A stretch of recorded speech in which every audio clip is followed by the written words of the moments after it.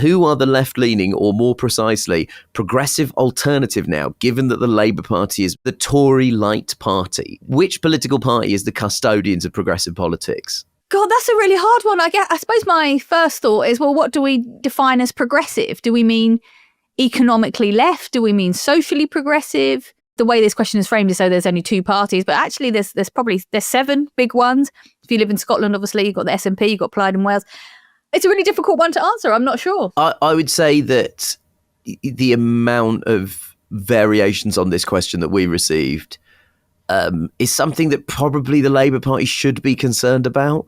I think the idea that like a kind of loss of identity for the Labour Party as the kind of custodians of progressive politics is something that in the long term it should be absolutely concerned by.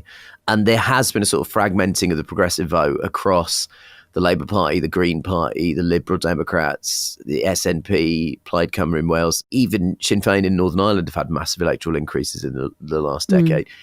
And the fact that a lot of progressive people are turning their back on the Labour Party, or feel that the Labour Party has turned their back on them, is something that the Labour Party should be genuinely concerned by. We criticise the Labour Party out of love for it. I know we criticise it a lot on the show, but we criticise it out of understanding of the realities of the electoral system in this country. I do also think the Labour Party should be looking into electoral reform. I also think the Labour Party should be more willing to work with other parties that at least share some of its loose political aspirations.